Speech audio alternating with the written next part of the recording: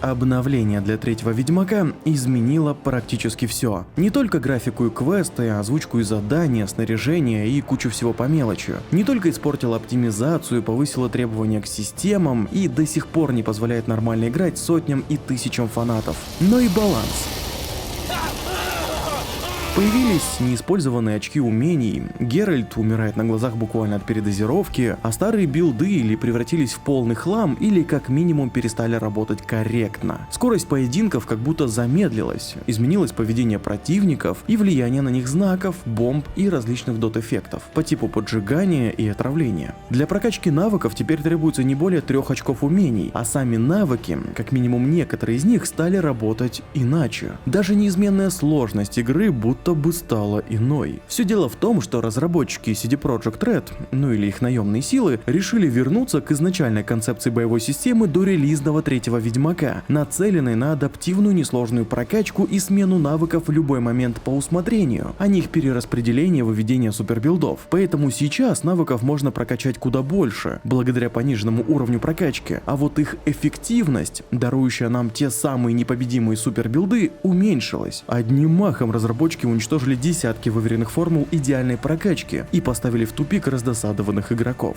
Сложнее игра при этом не стала, однако осадочек непонимания все-таки остался. Впрочем, как это обычно и бывает, закрытие двери в одном месте открывает новые возможности в другом. И с одной такой, очень интересной возможностью я вас сегодня и познакомлю. Ведь обновленный Ведьмак открыл дверь к по-настоящему универсальному и невероятно сильному билду буквально с первых же минут игры. Кто смотрит мои стримы, уже знает, о какой прокачке идет речь, ведь задел на нее я нашел именно во время своего нового прохождения. Но сейчас будет не только основа, но и полный спектр навыков для лучшего ультимативного билда Вечного Алхимика. От пробуждения от кошмара и вплоть до эндгейма. Вне зависимости, хотите ли вы играть за мечника, через знаки, или, например, арбалеты, бомбы и даже кулаки. Можно будет выбрать все, что душе угодно, и даже эйфория вам будет не нужна. Обещаю, ведь мое имя Эвойс Ребус, это просто канал об играх. И, кстати, билд, который мы сегодня разбираем, не требует от вас установки каких-либо модов. Это абсолютно ванильный обновленный Ведьмак 3, так что никаких фокусов, а значит и повторить его можно будет как на консолях, так и играя через GFN. GFN.ru — это сервис облачного гейминга, с помощью которого можно запускать игры на слабом компьютере, старом ноутбуке, макбуке, телефоне и даже на Xbox через встроенный браузер Microsoft Edge, совершенно не задумываясь об обновлении сетапа или покупке дорогущей 4090. Ведь фактически игры работают на мощнейших серверах Nvidia, а вам передается лишь картинка по интернету. Моды, конечно, на такую версию не установить, но наслаждаться реалистичными лучами, отражениями и тенями можно практически где угодно. Достаточно любого устройства, хорошего интернета, аккаунта с играми и обновленный третий Ведьмак со всеми включенными RTX примочками без каких-либо проблем ваш, как и множество других классических игр от Киберпанка и до Фортнайта. Что самое приятное, Ростелеком и GFN.ru запустили игровые сервера для геймеров Урала, Сибири и Дальнего Востока, так что теперь облачные игры доступны прямиком от Москвы и до моего родного Владивостока. А вместе с этим появился и новый тариф – облачные игры GFN.ru, который дает всем абонентам Ростелекома полный доступ к сервису GFN.ru всего за 75 рублей в сутки. Переходите по ссылке в описании, подключайтесь и играйте прямо сейчас, не ограничивая себя и на любом устройстве. Кстати, а еще прямо сейчас в группе Ростелеком в ВК проходит конкурс скриншотов любимых игровых локаций, в котором можно выиграть фирменные наушники или подключение от 1 до 3 месяцев к тарифу игровой с доступом к GFN. Все, что нужно, это подписаться на группу и поделиться своими скринами в конкурсном альбоме. Все детали также по ссылке в описании. Кажется, самое время рассказать вам одну историю. Привет, ковбои! Всех с наступившим Новым годом! Я там немного приболел сразу после Нового года, умудрился как-то, но сейчас уже все хорошо и хочу сразу поблагодарить всех, кто писал приятные пожелания с Новым годом и даже без новых видео и стримов поддерживал меня на Бусти или через Donation Alerts. Спасибо вам, ребята, это очень приятно и поднимало настроение, например, когда запускаешь OBS для записи футажа для видео, а там уведомления с приятными пожеланиями. Отдельное спасибо Юрию Проценко. Надеюсь, я правильно прочитал фамилию и он увидит этот ролик. Но хватит вступительных слов про подписку на Telegram, поддержку на Бусти и донаты. Вы, наверное, уже все это и так прекрасно знаете. Ссылки-то есть в описании. А сейчас погнали к новому билду. Новая игра вновь встречает нас кошмаром Белого Волка, исправленной озвучкой и пофикшенным золотым навыком Лакомка. Ранее его активация была лучшим решением для всех, кто только начинал играть в третьего, ибо из-за бага увеличивалась не только длительность восстановления здоровья от еды, но и количество его восстановления, позволяя полностью забыть про ласточку и сбор алкоголя. Сейчас хил стал таким, каким и должен был быть изначально, и навык перестал быть ультимативным, так что брать его или нет теперь ваше личное дело. Техники же школ работают все так же хорошо и дают лучшую прибавку по сравнению с начальными навыками и мутациями. Также вначале можно прокачать, например, Акси для закрытия диалогов. Кстати, чтобы после битвы с гулями получить свое первое очко умений, достаточно свернуть с дорожки за Весемиром и отправиться на поле бывшей брани. Там будет место силы и ваш первый навык. Впрочем, это все не нужно для нашего билда и будет нести лишь временный эффект. Наша настоящая цель теперь лежит в линейке алхимии. Раньше начинать прокачку с нее могли позволить себе только опытные игроки, которые знают, к чему идут и чего хотят. Ну или те, кому просто нравился зеленый цвет. Сейчас же это путь к бесконечному восстановлению здоровья ласточкой, которая станет отличной заменой для лакомки. Или скорее вообще всем эликсирам, которые будут длиться бесконечно, как и их эффекты. Навык называется «Отложенное восстановление». Благодаря ему эффекты зелий не исчезают, пока уровень интоксикации не упадет меньше заданного уровня. Проще говоря, пока ваша интоксикация, то есть негативный эффект от зелий, будет выше нужного процента, эффект этих самых зелий не будет исчезать, а именно это нам сейчас и нужно. Технически этот навык практически ничем не отличается от того, что был и до обновления, однако ранее наша интоксикация снижалась с куда большей скоростью, чем она это делает сейчас, примерно раза в 2. И раньше это было удобнее для сверхэффективных билдов на отварах, когда можно было в довесок закидываться эликсирами. То есть раньше поддерживать достаточный уровень интоксикации было просто некомфортно без отваров. Сейчас же, когда снижение интоксикации уменьшилось, этот навык обрел воистине новую жизнь. Все, что вам нужно сейчас, это потратить 12 очков на зеленые навыки и еще 3 для полной активации отложенного восстановления. 15 очков умений — это примерно зачистить все места силы в Белом Саду, Велине и Новиграде. Даже повышение уровня не потребуется. То есть, если не считать убийства Грифона и ясельки Белого Сада в самом начале игры, вы уже обзаведетесь заветным умением. Также попутно зачисткам мест силы вам обязательно нужно обзавестись как можно большим количеством эликсиров и их лучшим качеством. Для этого не стесняйтесь покупать рецепты и ингредиенты у торговцев, а также зачищать всякие точки интереса, при этом поднимая весь лут, включая самые неприметные мешки с мусором. Лично я очень долго искал рецепт на зелье Петри и нашел его реально на какой-то свалке в мешке с углем. Пока копите 15 очков, навыки можно вложить в любые умения, только потом потребуется их перераспределить с помощью зелья. Лакомку, техники школы Грифона и, например, Выгня. Знаки и без обновы были сильными, а сейчас еще и избавились от своей слабости к противникам выше себя по уровню. Кроме того, идеальная форма нашего билда подразумевает бесконечное, беспрепятственное использование любых знаков без отката и траты на них энергии, но об этом чуть позже. Итак, вы получили свои 15 очков умений, ну или хотя бы 13 для начала. Первую тройку стоит вложить в повышенную сопротивляемость, чтобы интоксикация вас не дамажила. Заметьте, ранее ее можно было вкачать до 100%, сейчас же только до 80%. Приобретенная стойкость на таком низком уровне по сути не нужна, но в будущем пригодится, так что можете прокачать сейчас, но на панель не ставьте. Полезнее будет использовать отравленные клинки, все же дополнительный урон. На второй линейке обратите внимание на отпугивание. Это все еще неплохой буст к защите от монстров или освежающий напиток, много восстановления, немало. Презрение к боли в условиях применения эликсиров также может давать дополнительное здоровье. Впрочем, если сейчас у вас могут быть уже свободные ячейки под все эти навыки, то в будущем их не будет, ибо билд у нас ультимативный, и зеленушки должны занимать строго ограниченное количество слотов. Так что теперь перейдем к главному. Отложенное восстановление работает только с эликсирами, то есть вы не можете выпить отвары для заполнения интоксикации, а потом рассчитывать на бесконечные эффекты от зелий. Все 55% интоксикации минимум должны быть заполнены только эликсирами, и только тогда навык будет работать. Если хоть на 1% интоксикация упадет, эликсиры и их эффекты исчезнут, а вы очень сильно ослабнете. Без навыка приобретенная стойкость — это всего 3 эликсира. 4-й можно использовать для верности, но он уже будет немного наносить урон из-за превышения интоксикации 80%. Однако к этому моменту у вас будет бесконечная ласточка, которая перебьет получаемый урон и даже сохранит небольшую прибавку здоровья. Чем лучше будет ласточка, тем выше будет эффект. А когда интоксикация вновь опустится ниже 80%, то ласточка заработает уже во всю силу. Итак, ласточка регенерирует здоровье в бою и вне боя. Она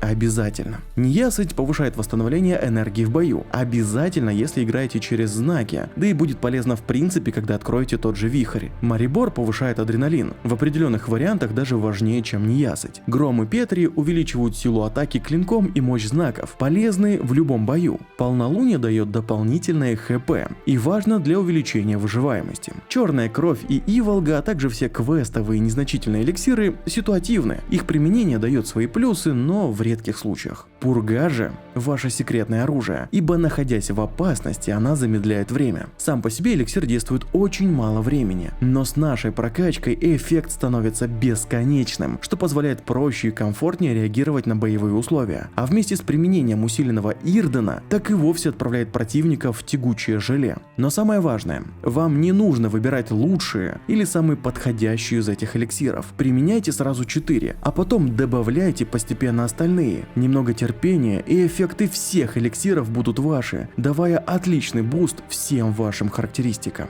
Будьте аккуратны с кошкой, она позволяет видеть в темноте, но эффект сам по себе не проходит, так что выйдя, например, из пещеры, вы скорее всего будете чувствовать себя некомфортно. Рафар стараемся не использовать вообще, его эффект не подвержен навыку отложенное восстановление, и что хуже того, он еще и снимает эффект ласточки, так что только в крайнем случае, когда гибель уже будет стоять у вашего порога.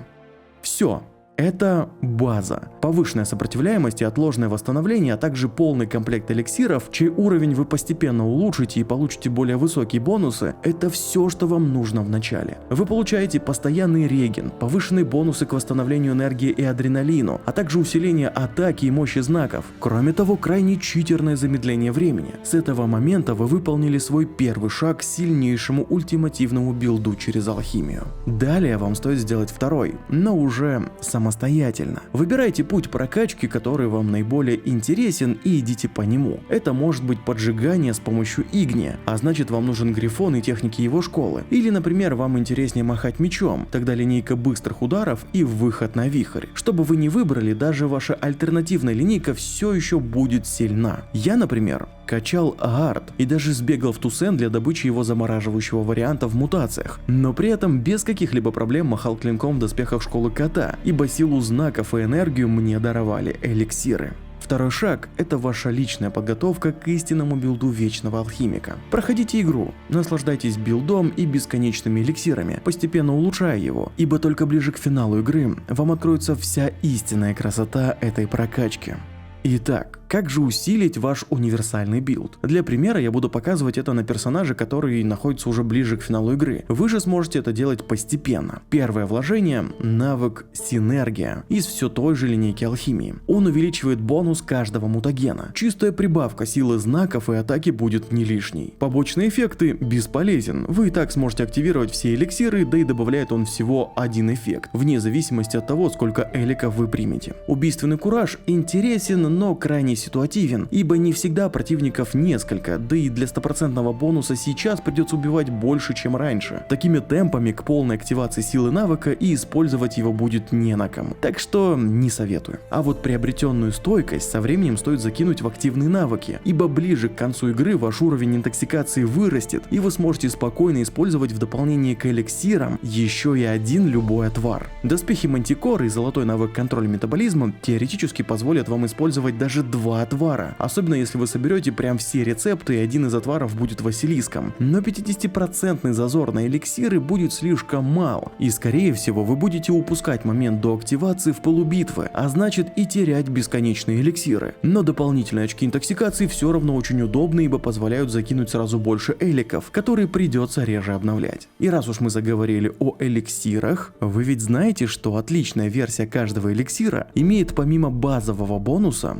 еще еще и дополнительный. Например, отличный гром умеет давать 100% шанс крита, правда в бурю, а отличная кошка просто дает 10% бонус шанса крита. Петри усиливает знаки их доп. Эффектами, ну и так далее. Так вот, ваше секретное оружие Пурга теперь не только замедляет, но и при полном адреналине перестает тратить энергию. Вообще, совсем. Будь то знаки или вихрь, неважно, энергия тратиться не будет. Вы сами это сейчас прекрасно видите. Билд бесконечного универсального алхимика полностью оправдывает свое название, позволяет спамить знаками и тут же переходить в вихрь и обратно. Единственное, что тратит энергию, это вторая форма Квена, но пара секунд и вихрь, например, вновь доступен. Главное, не допускать падения адреналина. За адреналин его набора сохранения отвечают красные навыки, так что не лишним будет прокачать 3 первых навыка из линейки быстрых ударов, до вихря, и 3 навыка из линейки боевого транса, до лезвия бритвы. Обязательно решительность, которая позволяет сохранять весь адреналин даже при получении урона, и лезвие бритвы, которое вначале будет давать одну полоску адреналина, что вместе с эликсиром Марибор означает уже 2 полных полоски. Главное,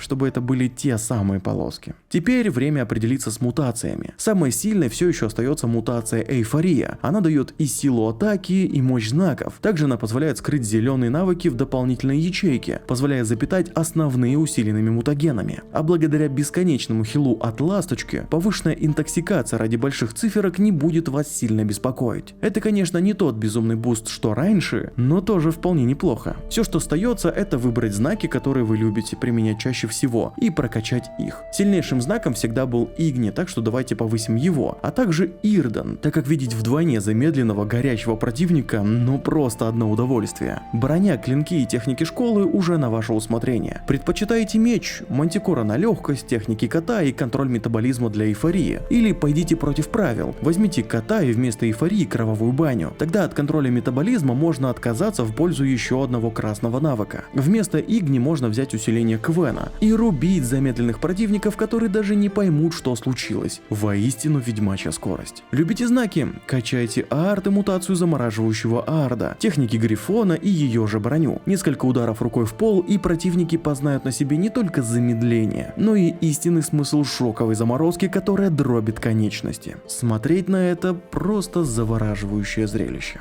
Отложенное восстановление – всего один навык, который изменил мой подход к созданию сильнейших билдов на корню. Ранее это была только мутация Эйфория, и работала она ближе к финалу игры или вообще на новой игре плюс. Сейчас же любой сильнейший билд начинается уже в самом начале игры, и это по-своему круто. Свои варианты сильнейших сборок на поздних уровнях я выведу в отдельный ролик. Посмотрим, насколько интересные билды можно будет собрать в новой основе. Но сейчас, я надеюсь, я дал вам достаточно информации, чтобы вы комфортно почувствовали себя истинным, универсальным и ультимативным вечным алхимиком. Свои варианты билдов и прокачки, как обычно, пишите в комментариях. Лучшие варианты я смогу доработать и даже сделать ролик на их основе. Не забывайте подписываться на мой телеграм-канал, там всегда новости, анонсы и всякая полезная информация. Плюс удобно следить за стримами, а то у них какое-то непостоянное расписание. Спасибо всем, кто поддерживает меня на Бусти, там всегда доступ к новым роликам раньше выхода на ютубе и без рекламы. Сейчас отличный шанс присоединиться к ним для вас. Если видео понравилось и не хотите пропустить следующее, то ставьте лайк, оставляйте комментарий и подписывайтесь. Не забудьте заглянуть в описание, там ссылка на приятное для вас и для меня. На этом все. Вновь с наступившим вас Новым годом, друзья ведьмаки, с вами был Эвойс Ребус, и увидимся в следующем видео.